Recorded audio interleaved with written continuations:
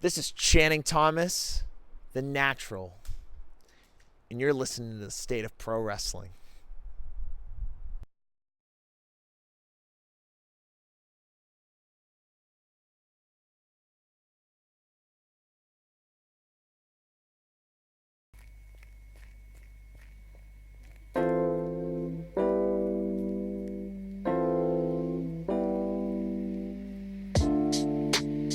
Just chilling right there on the edge of Times Square.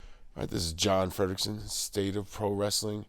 We are here in Wakefield, Massachusetts, at the Bell Time Club Training Center with the man that runs the place, Beau Douglas. How you doing tonight? I'm pretty good. Tired. Long night. Yeah, very, very long day getting out here. Grateful to be here. How long has this training facility been around? Well, the Bell Time Club's been here in Wakefield, Massachusetts, coming up on 6 years now. But it was opened originally right outside of Boston, down in Everett. Back in 2007, they began their training. We continued on. I helped out as a trainer, and then when we came up here to Wakefield about a year after that, I took over the place, and we've turned it into the Bell Time Club Training Center. Awesome. And what is your history in pro wrestling? Well, I'm on my 22nd year in professional wrestling, starting back in 1997, training at Killer Kowalski School at 17 years old, a junior in high school, starting with others around the area, Slick Wagner Brown, the original founder of the Bell Time Club, Boston Bad Boy Jason Rumble, also known as Jason Rage back then. Carrying the name on, carrying the school on, and trying to continue to give the opportunity for hungry young talent to be able to hopefully accomplish some of their dreams. Very cool. The history of Killer Kowalski around here. Any specific lessons that stood out, carried through your career? Specific lessons as in drills or specific life lessons? Maybe life lessons or a drill or something that stuck out. Well, I mean, Walter was very unique. I spent many years with him. Got to know him really well. Anyone who trained under Kowalski will tell you the exact same thing. They loved him, and he was one of the individuals who had the biggest heart ever in this business. But on the other side, when it came to training in pro wrestling, they didn't call him Killer for nothing. He was very passionate, like myself. Always teaching us safety and how to do things accurately and correctly, so we didn't hurt ourselves for that matter or permanently maim others. I mean, of course, we want to hurt people. It's pro wrestling. We all want to hurt each other. Like, I almost want to hurt this cameraman right here with his goofy ass face. But I won't do that. I respect you, and I respect the state of Minnesota, of course. And I wouldn't want to tarnish the Bell Time Club for that matter. But no, it's to always respect each other. That's the biggest lesson from Kowalski. Always respect each other and always respect the sport of professional wrestling. All right. And what is your mission here at the Bell Time Club? I mean, obviously, it's to continue on and give back to the sport of pro wrestling by giving the opportunity for these younger guys, and women for that matter, who want to try to chase their dream.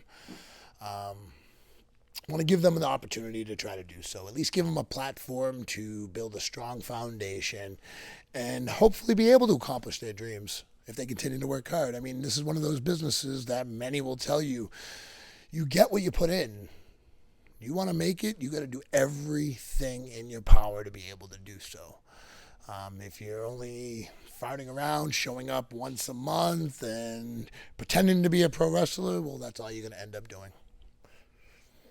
Sure, the different levels of seriousness out there. Some people, the weekend warriors, or some people trying to chase the dream. Perfectly okay. As long as you don't disrespect the business, as long as you don't disrespect professional wrestling, I think there's a place for everyone in some sense. But you have to respect it. You have to protect it. You have to protect yourself. Period. All right. And what's some of your proudest moments in pro wrestling? Oh man, 2 years prior to start in 97, back in 1995, walking into Killer Kowalski's dojo, walking up those creaky ass stairs, getting to see China training in the ring, along with Matt Bloom, current head of NXT. Getting to train alongside him for a multitude of years, but going every Tuesday and Thursday and watching these guys develop and learning the craft from watching as a young kid. And then, of course, my proudest moment was being able to sign up and start 2 years in, a year earlier than most were allowed, because Kowalski saw the dedication that we had going to the school just to watch. That was my proudest moment, having, I'd say, Kowalski be able to see me actually succeed in a sense. But then also, I would have to say, Belltime Club had the opportunity to run a couple events now at Fenway Park, Boston Red Sox Fenway Park. And I was able to get my father to one of those shows, actually 2 of those shows, and for him to be able to see me perform in Fenway Park along with my school and my other peers all throughout New England. That right there, I would say, is the absolute proudest moment I've ever had. A couple other notable things.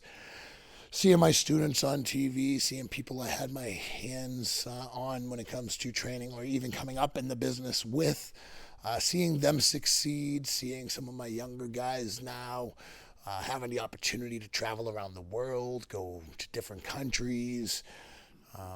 Young guy Channing Thomas right now just did some extra work on WWE. He's going to London real shortly. I mean, a couple other guys. I mean, you got Warbeard Hansen, longtime tag team partner of mine, good friend of mine, and now, as you see, he's on NXT, killing it right now.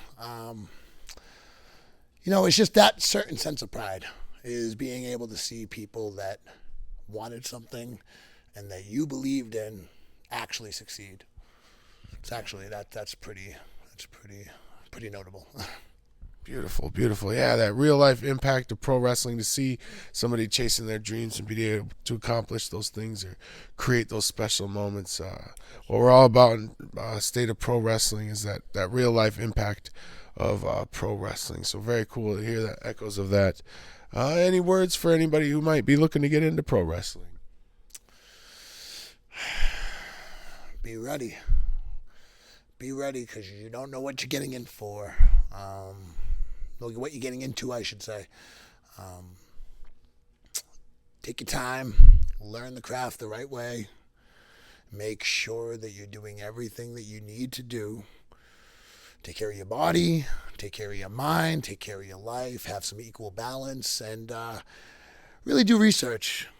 Find a good school, a good training center. Make sure the people that are doing the training actually have credentials, in a sense that either A, they're trained by somebody who, I mean, not many can be saying they're trained by a legend like we are, but make sure it's trained by someone who's credible.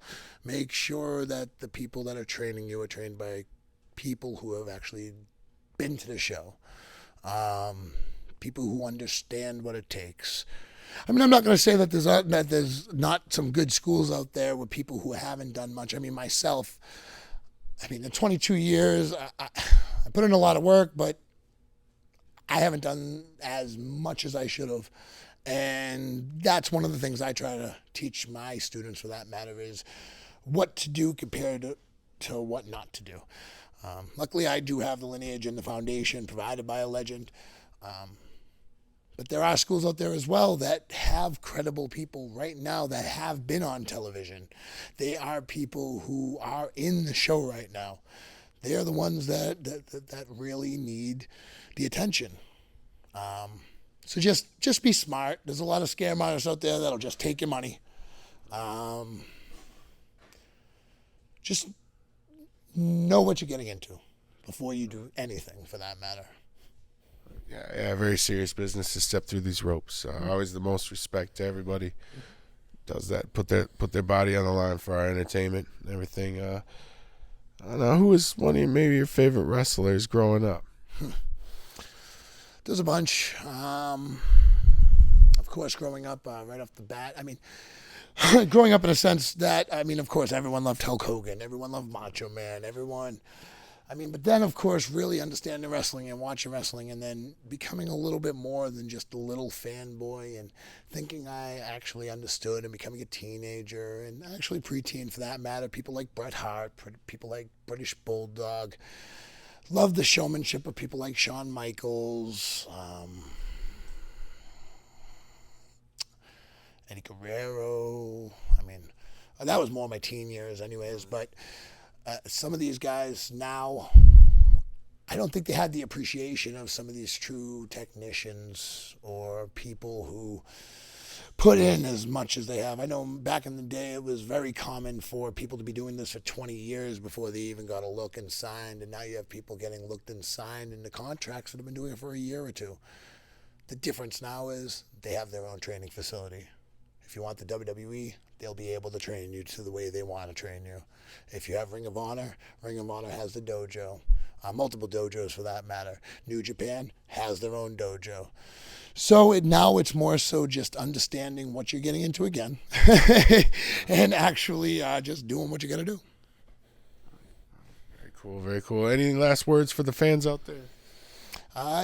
Feel free to check us out on Facebook as well as Twitter and Instagram, Bell Time Club Training Center, Bell Time Club VCW, Bell Time Club Pro Wrestling. All those links you can put right down on the screen, I'm sure. They're going to be right down here, I'm thinking. And, of course, you can look up Beau Douglas, BeauDouglas. That's about it. Very awesome. Well, it was nice to meet you and hear your story. The lineage of Killer Kowalski out here. Very cool. Much respect.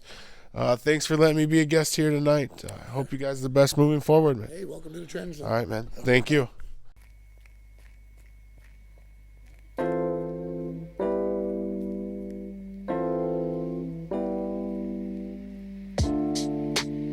Just chilling right there on the edge of Times Square. This is Alec Price, Prize City represent, and you're watching and listening to the State of Pro Wrestling. Woo!